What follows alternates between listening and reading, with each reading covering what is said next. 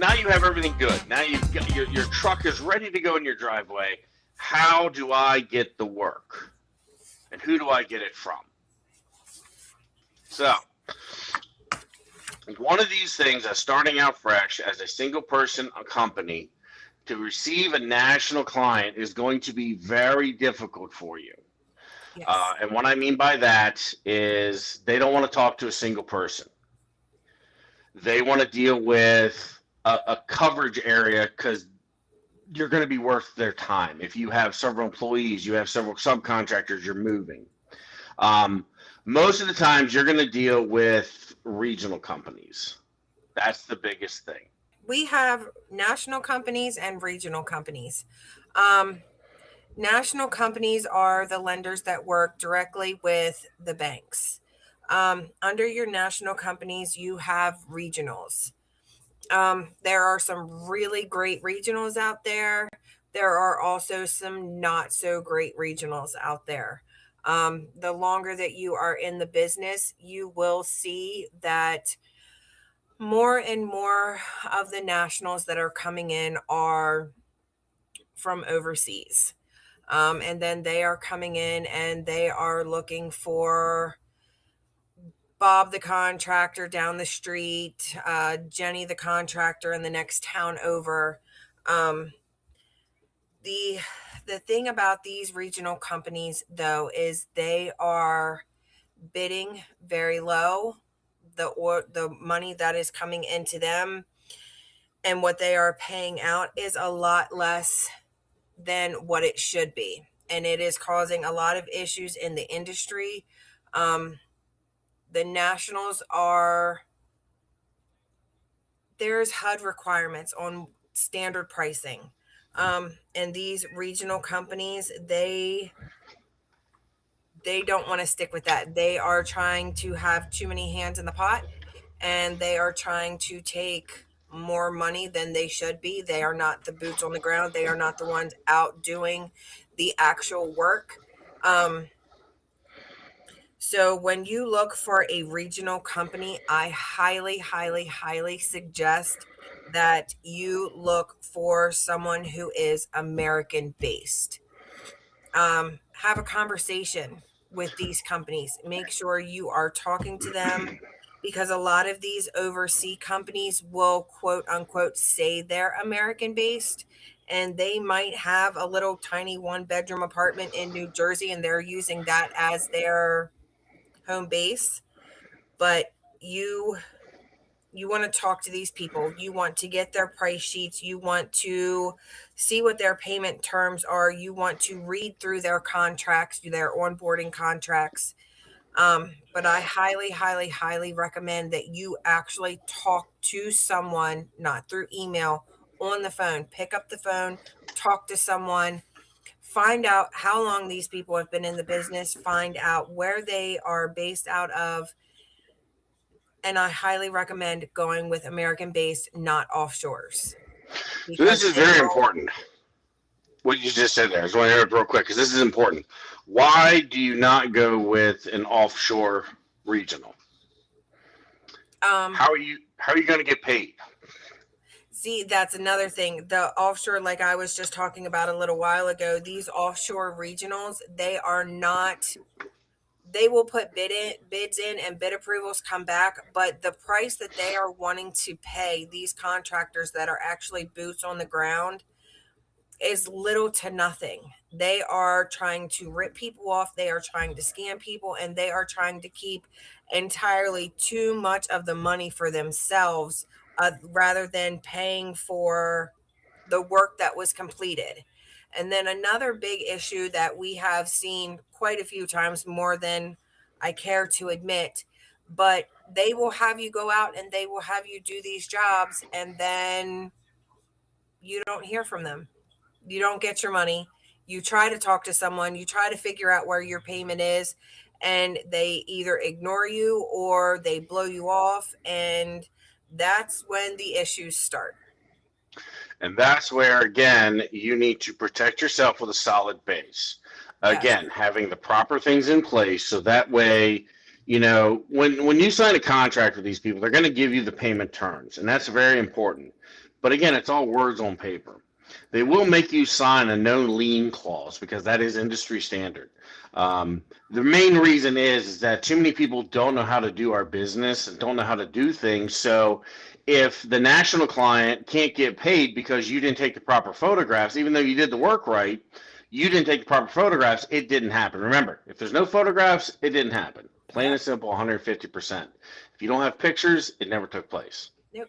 So when a national company can't get paid, even though you did it right, now they've got to go through the lien clause or the lien, because you're going to put a lien on the property saying, well, I did this beautiful work, but also I didn't do it to the company standards, the industry standards, by the photographs.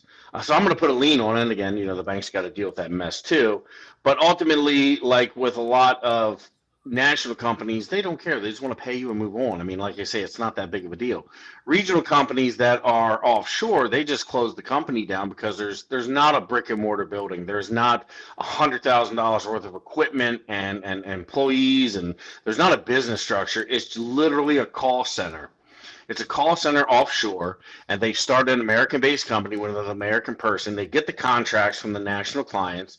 They rip a bunch of people off, and then they leave. In my experience in the industry, I mean, I've lost $27,000 with one regional. You know what I mean? That hurts your pocket. That's a lot of money. That's a lot of money. That's what I've lost because they didn't pay certain jobs, or they said this, they said that. And it just got to the point to where I just stopped working for them because, again, I saw that it's a mess. Now, with that also being said, we have many national clients, top echelons, real estate agents, direct line banks. We have the largest companies in the industry sending us work. But I also have regionals. Why? It doesn't make any sense. I have an American-based regional that we have worked with for over 10 years, and I would never get rid of that man. And he'll be on the show eventually, I swear. But again, there's insight. There is, okay, gee, I'm not making $20 extra on this job, but I'm building a relationship which exposes me to more properties. So where I might go to a national client and get paid $100 for this work, he's going to pay me $75, but he just got me a $25,000 job that I would have never gotten because I don't work for that national. Mm-hmm. Why not? You know what I mean? I'll take making money over not making money any day of the week. So again, finding the proper people to work with. And also remember, you are extending these people credit. That's the biggest thing. When I go do a job for a regional company and they say, we're going to pay you in 3 weeks, cool. I'm going to go put out $500 in labor and fuel and materials. I'm going to go put out my money to get that job done, hopefully thinking these people are going to pay me. So I'm extending this company credit. So again, how am I ensured that these people are going to pay? That's your number one question to ask offshore regionals, and you can tell by the accent. How am I getting paid? What's my guarantee of payment?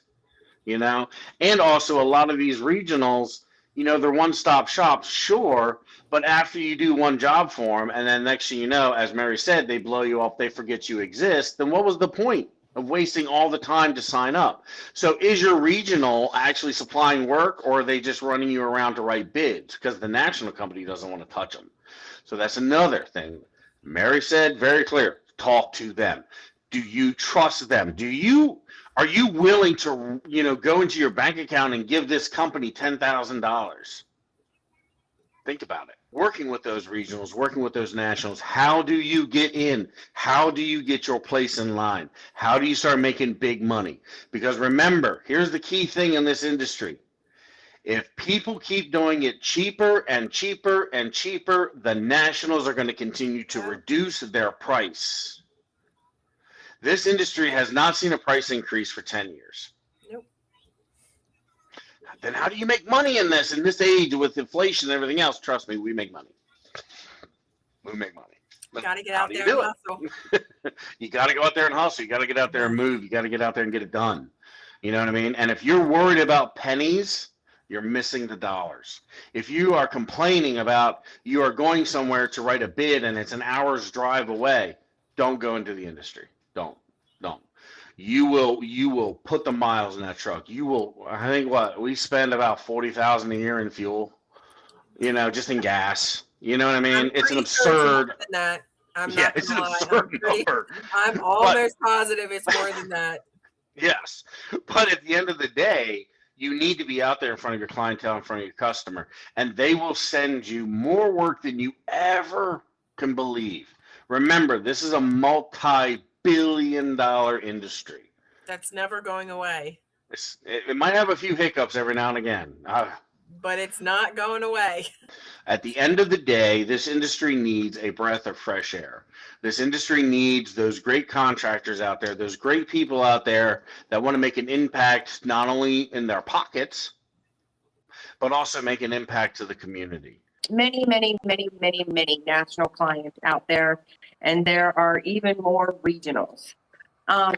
Some of the big ones that, if you're in the preservation industry, most of the big ones, we have MCS, we have Safeguard, we have ServiceLink, Cyprex, Wolverine, NFR, Brookstone, Blackstone, and Fannie Mae. There's many more that are not on the list. But normally, these clients do not go looking for vendors. I mean, they do here and there, but it's not so much as us looking for nationals. So in order to get in with these national clients, all of them have websites. You have to go to their website and you have to fill out, they usually have a become vendor portion on their website. And you will have to go in and you will have to fill out information about your company. You will have to, they want to know like what insurance your company has, how many crews your company has, what kind of services do you provide.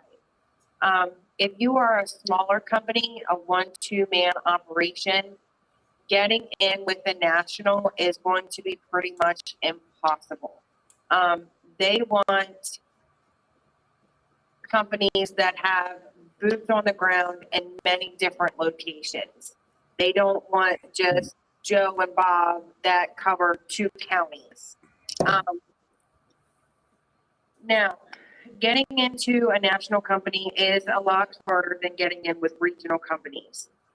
There are so many regionals out there, and finding a good regional can be kind of difficult, which we've talked about in previous segments.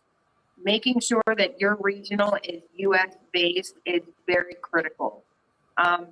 Offshore regionals, they are not looking out for you at all. They are trying to make as much money as they possibly can, and it just comes with, honestly, a lot of headaches.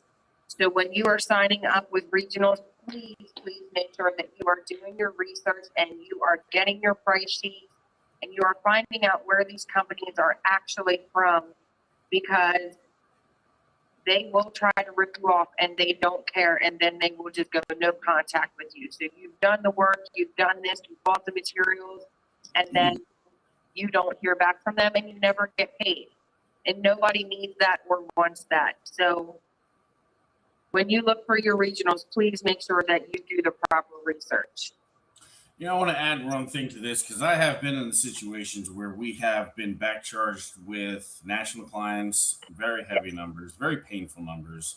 I've also worked with many regionals getting into the industry. That's how you it's easier to get in with a regional than as a national. Yes, it is. They have a lot of workflow. They have different clients that they work for. But again, how do you protect yourself to get paid?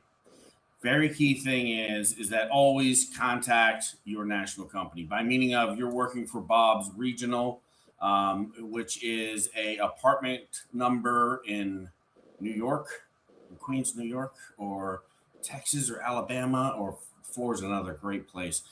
Google the addresses, look them up. I mean, I've seen so many regionals that are a postal box, at a postal business, and that's their address. So how can you trust that? Because remember, you are extending these companies credit.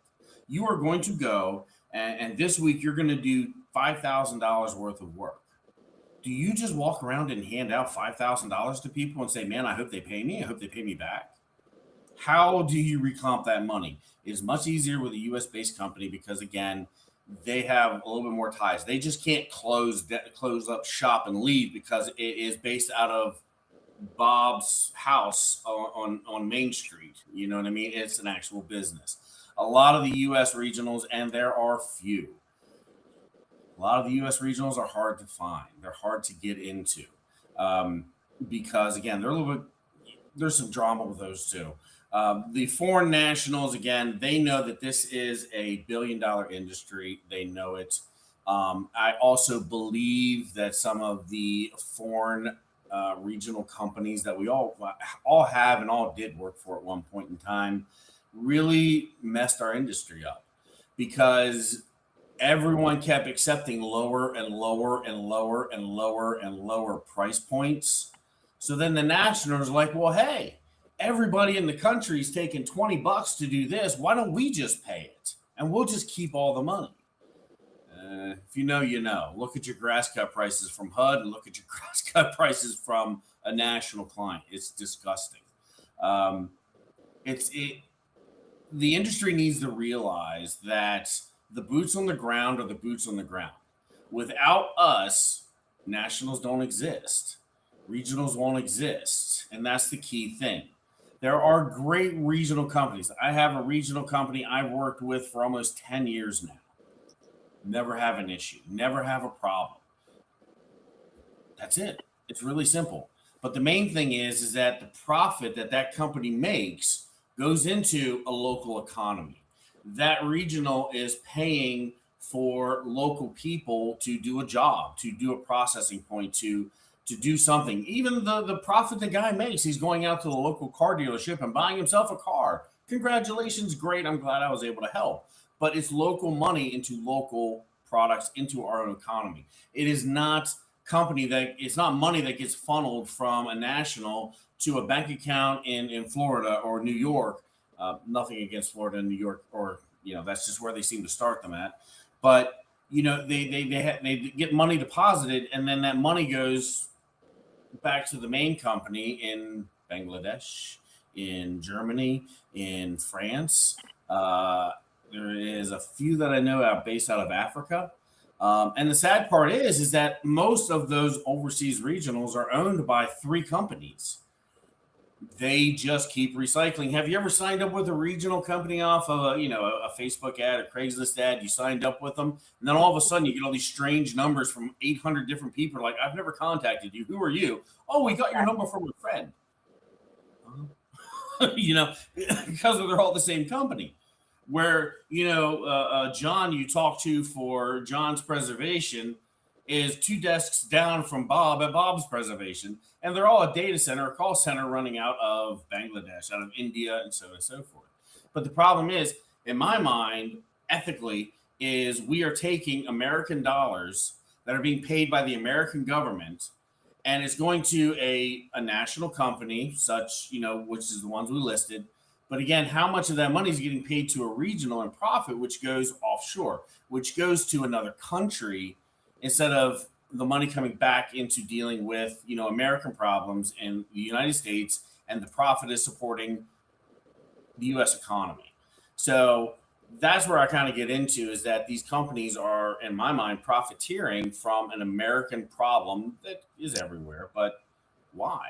Why don't we funnel that money back into the United States with U.S. companies, U.S.-based companies? Right. So again, when you pick your regional, and that's another thing too, is how are you going to get your money? Let's talk about that for a minute, because you do have a lot of no legal contracts that are in everything. But how do you reclaim your money from a company that is a one-man operation that is basically running out of an apartment building in Delaware or Pennsylvania, wherever? But how do you get your money back? At least with a U.S. company that has 10 employees and a $3,000 a month rent, that guy wants to pay you because he wants to get more work, moving through. A regional, they just shut down, an overseas regional, they just shut down and move on to the next company. They automatically have all the contracts already in place with the nationals, and they're back in business within milliseconds, where John who is based out of Pennsylvania as a regional contractor for, the East Coast, he has skin in the game.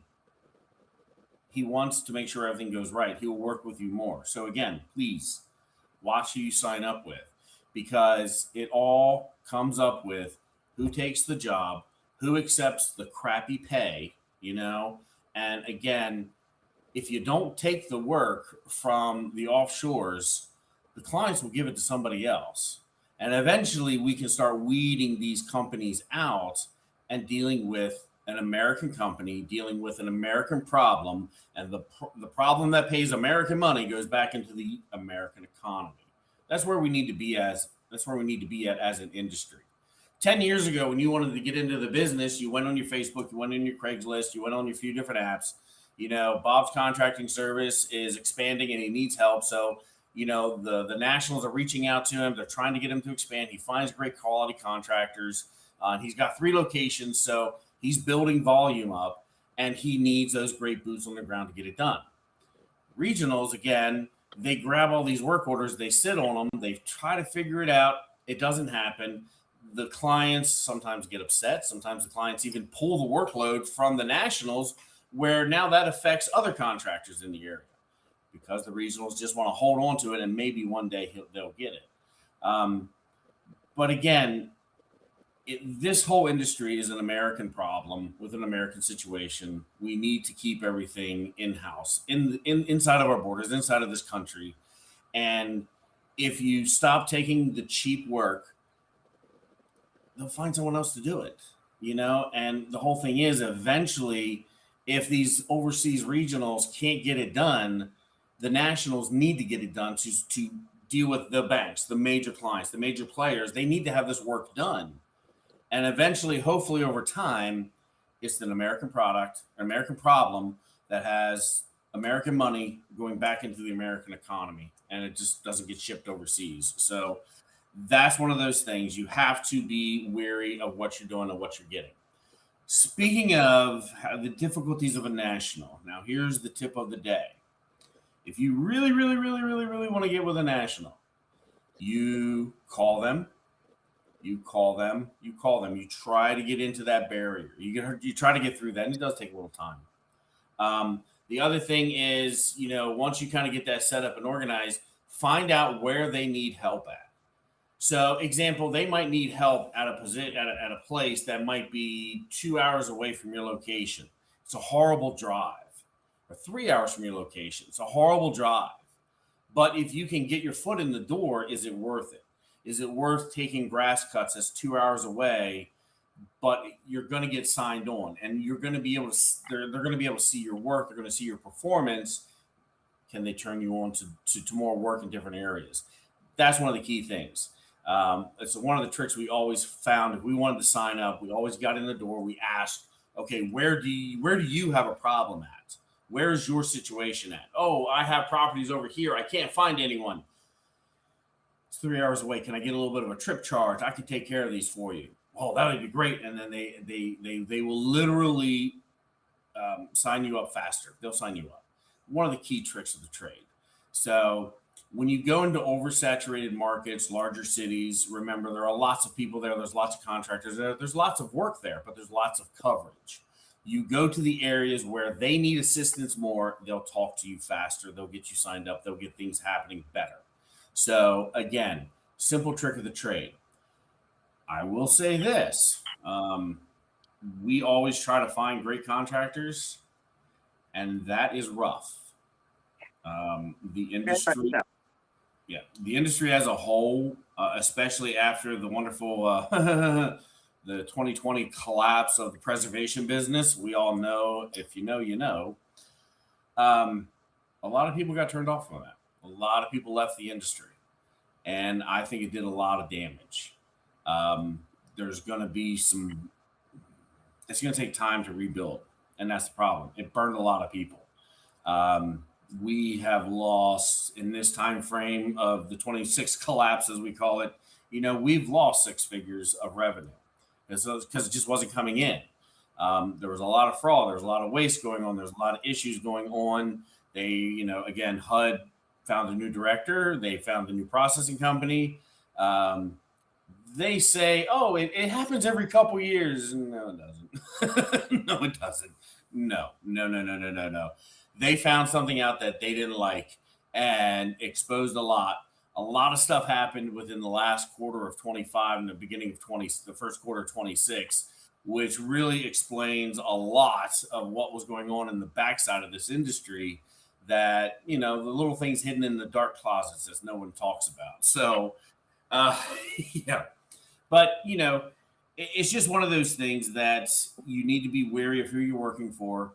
You need to make sure you document everything twice over to save your butt. And again, contracts, paperwork, documentation, period. You need to be fast. You need to be quick. You need to know what you're doing. And you need to do your research. You need to make sure that you are able to use those razor thin margins and make money. Another wonderful thing, Mary, I'll let you talk about this for a little bit too, is where else do you get money from? What other avenues? Real estate agents. We work with several real estate agents in our area. How did you find the real estate agents? Well, we go to the properties anyway. We see a for sale sign. We start talking to these agents because these agents are set up with all the HUD, with VA, with FHA, with Fannie Mae, Freddie Mac, and all the other acronyms. They're already signed up and moving, and they handle several properties. So again, there's another great resource to finding out a different avenue, a different stream of money. But again, Mary, I'll let you talk about real estate agents for a minute. Yeah, working with real estate agents. So a lot of these properties that are attached to a real estate agent, if the property has not been trashed out or certain things haven't been done, they usually do comparative bids. The nationals will have some of their contractors go out and give bids, and then the agents will also have bids. Agents can get work directly from the bank. They don't have to go through a national, say like MCS or Service Link or anything like that. If they know a contracting company, they can have everything done through the agent. When we go to the properties, you will see for sale signs. Call them, ask them if they need help with whatever properties they have in your area. Most of the real estate agents that we have worked with have been very nice, very eager. They're looking for great boots on the ground because it is hard to find. We have quite a few that we have worked with for a few years, and they will have properties all over the central Pennsylvania where we cover. The great thing about working with a real estate agent is you also don't have so many hands in the pot trying to take what little bit that they can. You will get paid much better through a real estate agent. Now, some real estate agents, they already have their people. They're not looking for anyone else, but it never hurts to make a phone call. Never hurts to introduce yourself. It never hurts to let them know these are the services that we cover. You may have someone to cover this property, but if you get another one, keep us in mind. I really enjoy some of the agents that we work with. Sometimes it's a lot better than working with some of our clients. And that is very true. and the other one point I wanted to raise is, when you deal with real estate agents directly, they're trying to sell that property. They are trying to deal with the situation, and they know they're going to get a much better product from you, boots on the ground, than they are from a company which is sending someone 8 hours away, because that's the closest person they have. Perfect case in point. We worked on a piece of property, didn't really do too much, cut the grass, did some minor basic stuff. Eventually it transferred to REO, which is real estate owned, so it's basically bank owned at that point. A national company got sent out to do the trash out. They did the trash out. Real estate agent came back a week later to verify that the work had been performed by the national company. And lo and behold, the company, the subcontractor working for the national, took everything out of the house, put it in the trailers, and then dumped the trailers underneath the carport. The real estate agent took pictures like, hey, your guys didn't complete the job. Click, click, click. Here you go. The national company basically went to the bank and were like, oh, yeah, no, by our pictures, you see everything in the house is empty. You see the trailer's full. So someone must have came here and dumped this deliberately. And it's so funny because the real estate agent was just up in arms. And there was this red box of some kind. And literally it is in like several of the pictures there in the living room during, pre-trash out. And there it is sitting like right on top, like a beacon on this pile of garbage in the carport. And he's like, look, this is the same thing. And the national client's like, no, you're wrong. Someone came in and dumped all this deliberately. And the bank paid for a second trash out. This is what hurts our industry. Number one, it's the money that we should be getting paid. We're not, because HUD, FHA, VA, and everyone else have not updated their price sheets whatsoever. We have inflationary issues also. We're not going to get into that. As Mary said, there's too many fingers in the pot.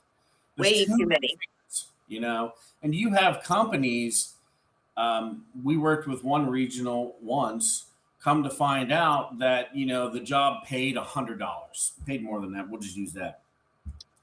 The national client was taking their 25%, so there was $75 left on the table. They were trying to convince us to go out for literally 10% of the money. It's like, wait a minute.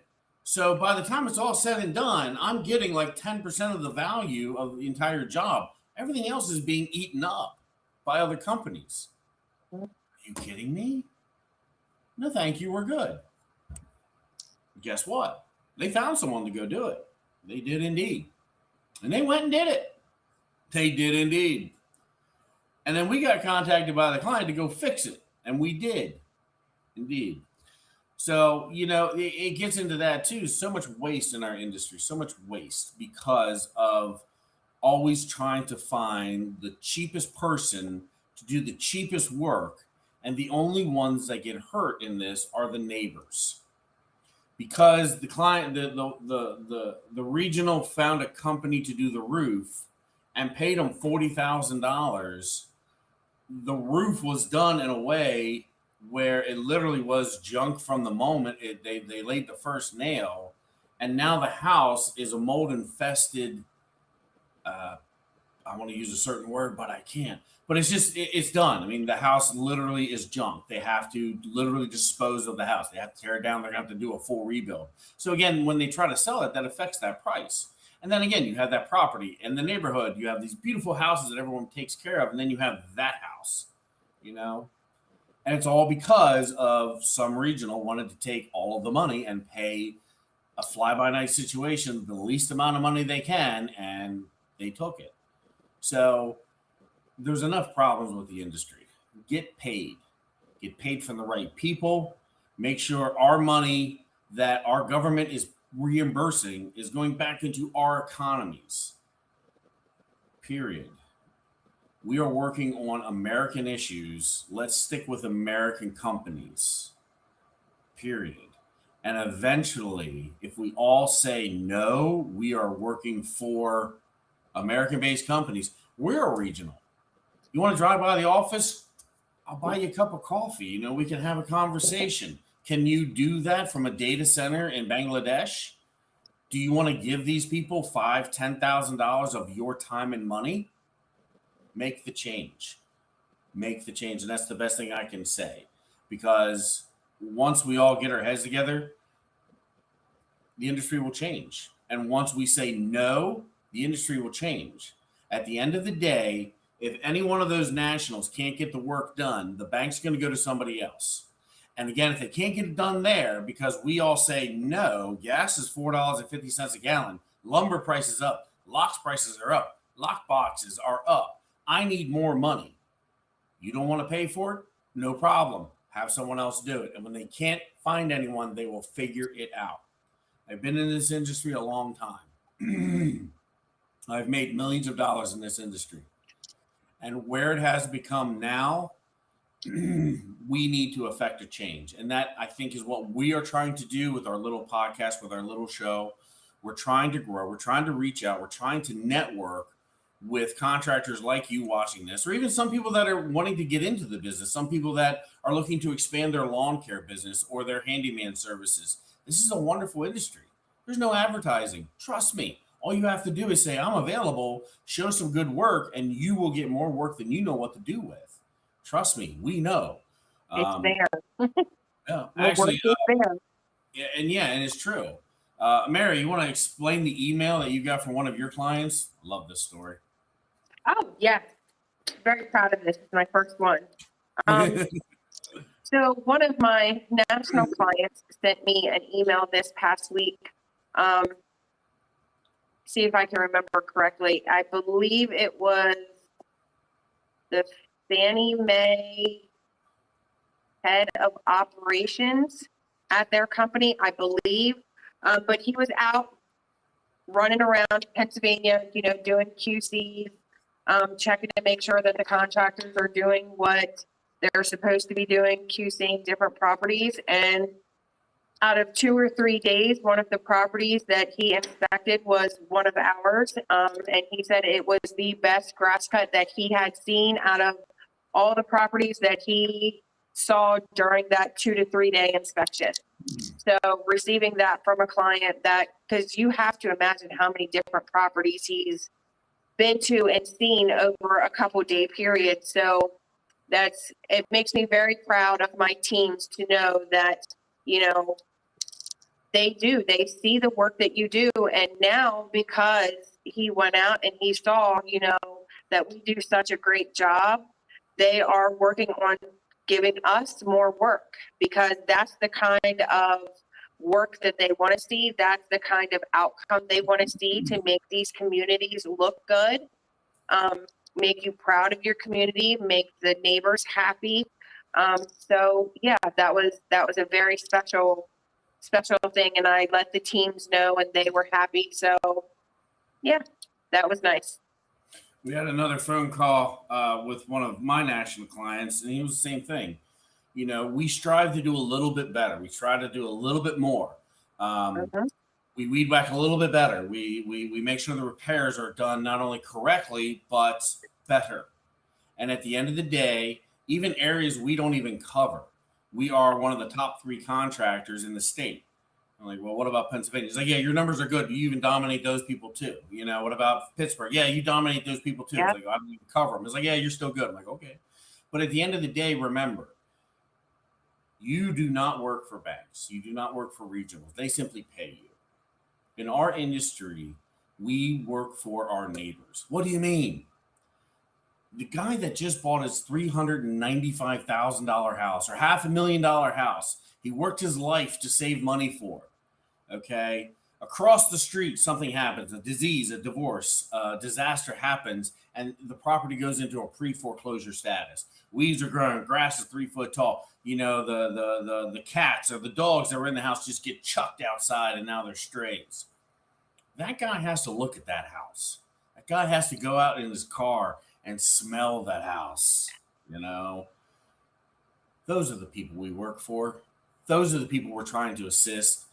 Those are the people that, that take pride in their home and home ownership to make sure their house looks good. And then next door is grass 4.5 foot tall. And the last company they sent in just blew it all over his yard and no one cares. No one's listening, or he's got to worry about the snake that's now coming from the pre-foreclosure house going into where his kids are, or the rats that are now infesting his house because no one cleaned up. No one checked the refrigerator to open up to see if there was food. No one documented. No one did these things. They didn't open up the cabinets to, hey, it's full of food. We need to get this dealt with. Those are the people we work for, are those neighbors, because they have to deal with it. They have to deal with it all the time. Another funny phrase, it looks great from my house because it does, because I don't live here. But, that neighbor's got to deal with that situation. Yeah. So do the best job you can. Work for the money. We deal a lot with volume. We deal with high precision, in and out, move quick. We know how to shave the corners and still do a great job. We're not there hanging around. We're not sitting there playing on our phones. We're not sitting there, looking around the neighborhood, seeing what's going on. That truck goes in park. stuff gets unloaded, you're rolling. Get out, get it done, move on to the next, because the work is always plentiful. Like I say, I've been in this industry for years and years and years and years and years. And beside COVID, that screwed up our business, which screwed up every business. And then we had the great crash of 26, as I call it, which is the preservation industry, where, like I said earlier, HUD kind of revamped itself. I've never not had work beyond Christmas Day and New Year's. You know what I mean? So the work is there. Find the training, find the information, get signed up with a high quality American-based regional, get it set up, get it organized, go make some money, go have fun, and go do a beer can house and send me pics.